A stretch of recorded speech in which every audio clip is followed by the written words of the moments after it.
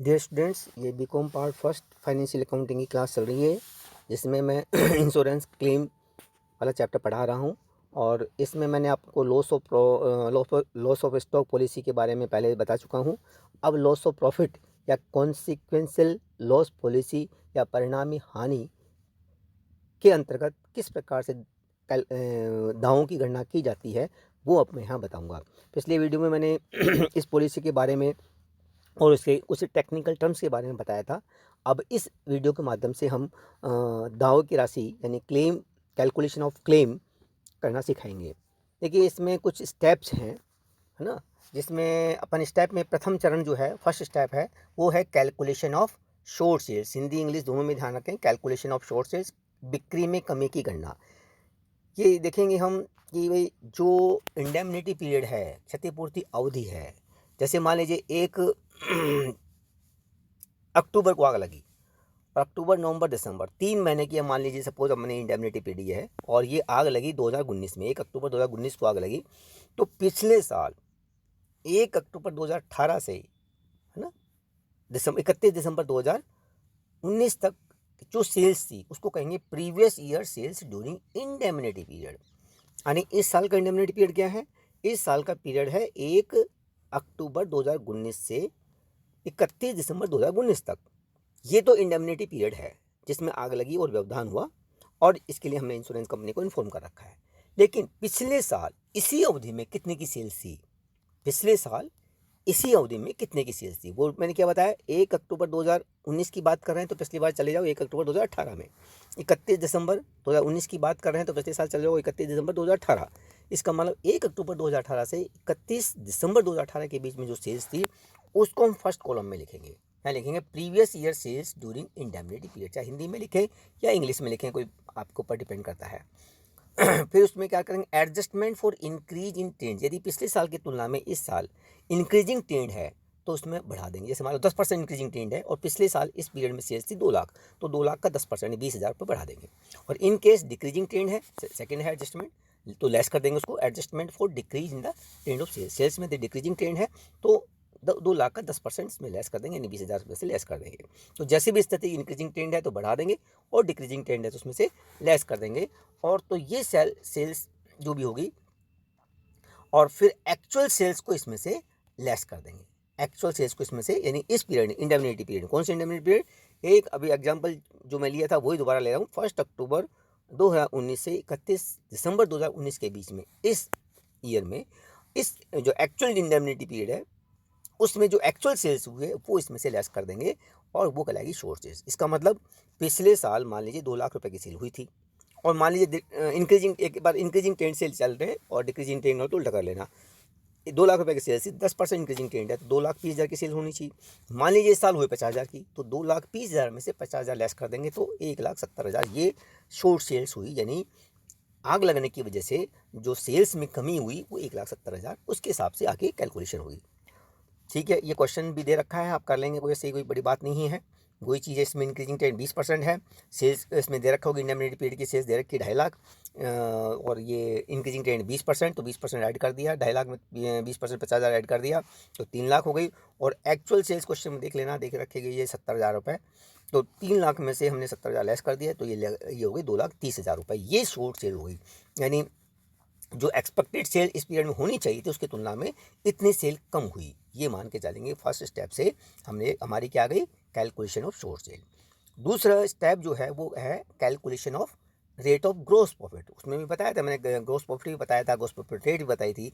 तो gross profit rate निकालने के लिए हम क्या करते हैं, जो पिछले पिछले साल का जो फाइनेंशियल ईयर है, जैसे अपना मान लीजिए अभी मैं बता रहा हूँ 1 अक्टूबर 2019 को आग लगी, तो ये 19-20 वित्तीय वर्ष हो गया।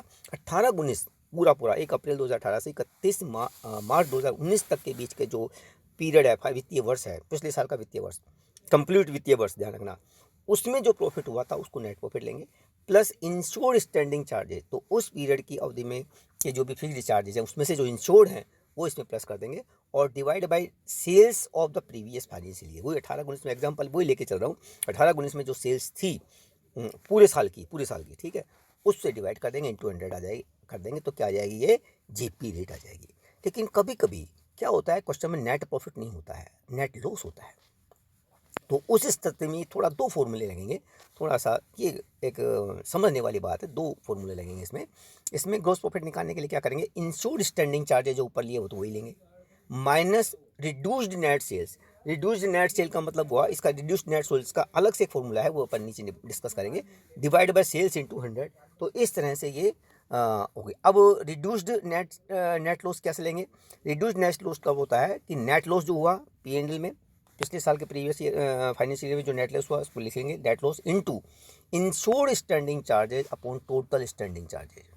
यानी नेट लॉस को इंश्योर्ड स्टैंडिंग चार्जेज और टोटल स्टैंडिंग चार्जेज के प्रोपोर्शन में हम कम कर देंगे। अब स्टैंडिंग चार्जेज ज़्यादा तो होंगे नहीं, या तो कम ही होंगे नॉर्मली। तो क्वेश्चन में नॉर्मली क्या होता है, इंश्योर्ड स्टैंडिंग चार्जेज कम होते हैं टोटल स्टैंडिंग चार्जेज से, और यदि कम नहीं है, बराबर है, तो फिर जरूरत ही नहीं पड़ेगी इसको ये यूज़ करने की। तो net insured standing charges divide by net cell हो जाएगा इंटू 100। लेकिन अभी हाँ क्या करेंगे अपन, ये है रिड्यूस्ड नेट लॉस निकालने के लिए ये फॉर्मूला यूज करेंगे। तो फिर ध्यान रखिएगा, अब बोलने को तो मैं ज़रा धीरे भी बोल सकता हूँ, लेकिन अब ज़्यादा धीरे भी, चलिए थे दोबारा एक बार और बता देता हूँ। तो अपन को क्या करना है, जीपी रेट के लिए कब फॉर्मूला लगाना है, ये जब नेट लॉस की स्थिति हो, नेट प्रॉफिट की स्थिति नहीं हो। तो insured standing charge minus reduced net sales, है ना, रिड्यूस्ड नेट सेल लेंगे और फिर उसको सेल से डिवाइड करेंगे इंटू 100। रिड्यूस्ड नेट सेल्स कैसे निकालते हैं, ये मैंने रिड्यूस्ड नेट लॉस कैसे निकालते हैं, इसका फॉर्मूला है इंश्योर्ड नेट लॉस को, जो पिछले साल का ये वित्तीय वर्ष में जो नेट लॉस था उसको हम मल्टीप्लाई कर देंगे insured standing charges upon total standing charges से मल्टीप्लाई कर देंगे, तो ये ठीक है थोड़ा कम हो जाएगा। तो इस तरह से ये जीपी रेट निकल जाएगी। अब देखिए क्वेश्चन भी दे रखा है इसमें कि calculate the rate of gross profit in illustration 9 assuming sales and insured standing charges are 2,40,000 and 40,000। तो अपन को दो फिगर तो यहाँ दे रखी हैं, यानी सेल्स भी दे रखी है और इंश्योर्ड स्टैंडिंग भी चार्जेज भी दे रखे हैं, और नेट प्रॉफिट उस क्वेश्चन में 10,000 दे रखा है। अभी मैंने यहाँ निकालना मुश्किल है उसमें, तो इसमें अपन देख लेंगे 10,000 रुपये नेट प्रॉफिट दे रखा है, उस इलस्ट्रेशन में देख लीजिएगा, है ना। तो 10,000 को हम इंश्योर्ड स्टैंडिंग यानी 40,000 से प्लस कर देंगे, और जो सेल्स है 2,40,000 रुपये से साल की, उससे डिवाइड कर देंगे 200, जो आएगी जीपी रेट ये आ जाएगी। इस तरह से ये भी सोल्व हो गया। अब देखिए नेक्स्ट क्वेश्चन में एक चीज़ दे रखी है, नेट लॉस दे रखा है, नेट लॉस रखा है 80,000, ठीक है। तो अब इसमें भी जीपी रेट निकालनी है। तो हम क्या करेंगे कि अपन को फिगर क्या चाहिए, insured standing charges, insured standing charges अपने पास 90,000 है, यहाँ लिख दिया हमने insured standing charges, minus reduced net loss, reduced net loss अभी कर लेंगे, और divide by accounting year cell, वो है 3 लाख, तो डिवाइड बाय 3 लाख इंटू 100, ये तो आ गया।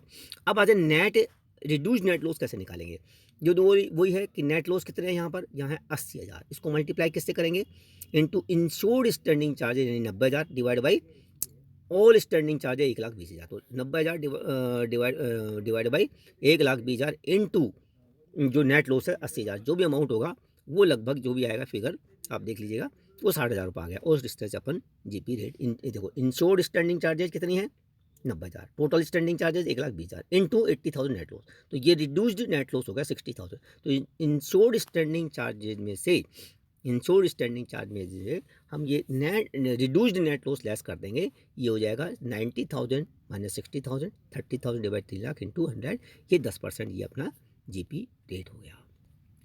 तो इस तरह से मेरे ख्याल से ये दोनों फार्मूला समझ में आ गए होंगे आपके। यदि नेट प्रॉफिट दे रखा है तो ये है, और यदि नेट लॉस दे रखा है तो इस तरह से कैलकुलेट करेंगे। नेक्स्ट जो थर्ड स्टेप है, तृतीय चरण है, लाभ की हानि का की परिकल्पना, कैलकुलेशन लॉस ऑफ प्रॉफिट। अब देखिए हमने दो चीज़ निकाली, फर्स्ट स्टेप में क्या निकाला, शॉर्ट सेल्स, दूसरे स्टेप में क्या है जीपी रेट, इन दोनों को मल्टीप्लाई कर देंगे, तो ये तृतीय चरण के अंतर्गत ये आ जाएगा loss of profit, calculation of loss of profit. क्या करेंगे, फर्स्ट स्टेप से जो शॉर्ट सेल निकाली उसको सेकंड स्टेप से जीपी रेट जो निकाली, उन दोनों को मल्टीप्लाई कर देंगे, short sales into rate of GP gross profit, इसे मल्टीप्लाई कर देंगे, लॉस ऑफ प्रॉफिट आ जाएगा। अब नेक्स्ट एक फोर्थ जो स्टेप है वो कहलाता है अपेक्षित पॉलिसी की इंश्योरेबल अमाउंट, यानी हमको इन अमाउंट ऑफ पॉलिसी यानी प्रॉफिट पॉलिसी के लिए कितने रुपए की पॉलिसी लेनी चाहिए थी, ये निकालेंगे इसमें चतुर्थ चरण में। फोर्थ स्टेप में हम क्या निकालेंगे, इंश्योरेबल अमाउंट। तो इसके लिए हम क्या करते हैं कि डेट ऑफ फायर जिस दिन आग लगी उससे जस्ट पिछले 12 महीने की सेल्स को कंसीडर करते हैं। उसको बेस क्या होता है, मतलब जिस दिन आग लगी उससे पहले के 12 महीने की सेल्स को हम क्या करते हैं, समायोजित सेल्स कहते हैं, और उसको इसमें कंसीडर करते हैं। और उसको हम क्या करते हैं समायोजित सेल्स में, उसमें भी फिर क्या करते हैं, यदि कोई इंक्रीजिंग ट्रेंड है तो प्लस कर देंगे, डिक्रीजिंग ट्रेंड है तो माइनस कर देंगे। यानी अभी मैंने बताया 1 अक्टूबर 2019 को आग लगी, तो 1 अक्टूबर 2018 से 30 सितंबर 2019 के पीरियड में जो सेल्स हुई उसको हम यहाँ बेस मानेंगे या इंश्योरेबल अमाउंट निकालने के लिए, अपेक्षित पॉलिसी की राशि निकालने के लिए, ठीक है। और उसमें यदि इंक्रीजिंग ट्रेंड है 10% ऐड कर देंगे, कोई भी परसेंट हो सकती है, डिक्रीजिंग ट्रेंड है तो माइनस कर देंगे। और इस तरह से एडजस्टमेंट करने के बाद जो सेल्स कहलाएगी उसको कहेंगे समायोजित सेल्स, उसको कहेंगे समायोजित सेल्स।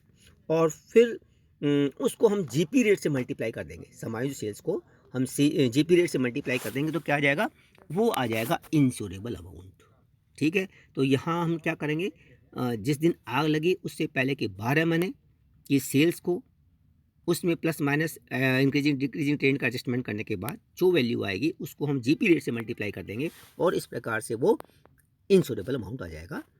फोर्थ स्टेप पे, फिफ्थ स्टेप में हम क्या करेंगे, एवरेज क्लोज लगाएंगे। तो लॉस ऑफ प्रॉफिट हमने जो थर्ड स्टेप से निकाला, ठीक है, वहाँ लिख लेंगे into value policy, actually question में कितनी पॉलिसी दे रखी है वो ले लेंगे। और जो फोर्थ स्टेप से हमने इंश्योरेबल अमाउंट निकाला, पॉलिसी टू बी टेकन या इंश्योरेबल अमाउंट कुछ भी लीजिए, इस प्रकार से इससे की कैलकुलेशन जो राशि आएगी वो कहलाएगी अमाउंट ऑफ क्लेम। एक महत्वपूर्ण बात ये बता दूं फिर मैं आपको कि वैल्यू ऑफ पॉलिसी यदि इंश्योरेबल अमाउंट से कम है तो ही एवरेज क्लोज लगेगा, अदरवाइज नहीं लगेगा। मैंने लॉस ऑफ स्टॉक पॉलिसी में भी ये बात बताई थी कि जो अपना डेट ऑफ फायर को जो स्टॉक था उससे कम का यदि इंश्योरेंस होता है ना, तो ही हम एवरेज क्लोज लगाते हैं, अदरवाइज नहीं लगाते। यदि मान लीजिए यहाँ वैल्यू पॉलिसी, इस क्वेश्चन के हिसाब से बता रहा हूँ मैं, वैल्यू पॉलिसी तो मान लीजिए 1 लाख रुपए है और इंश्योरेबल अमाउंट मान लो 80,000 ही है, तब फिर ये एवरेज क्लोज नहीं लगेगा। एवरेज क्लोज कब लगता है, जब वैल्यू पॉलिसी इंश्योरेबल अमाउंट से कम हो। तो इस तरह से मैंने सारी स्टेप्स आप लोगों को बता दी हैं। इसमें एक चीज़ और, एडिशनल वर्किंग एक्सपेंसेस वाला पॉइंट अभी तक नहीं आया है, तो पहले इससे रिलेटेड क्वेश्चन कराने के बाद वो वाला पॉइंट मैं डिस्कस करूँगा। अभी तो मैंने लगभग सारी स्टेप्स बता दी है। एक एडिशनल वर्किंग एक्सपेंसेस की स्टेप और आती है बीच में, यदि कोई क्वेश्चन में यदि प्रॉब्लम है तो, है ना, वो वाली प्रॉब्लम है तो वो और आती है, वो मैं अगले टॉपिक में बताऊँगा। आज इतना ही sufficient. Thank you very much.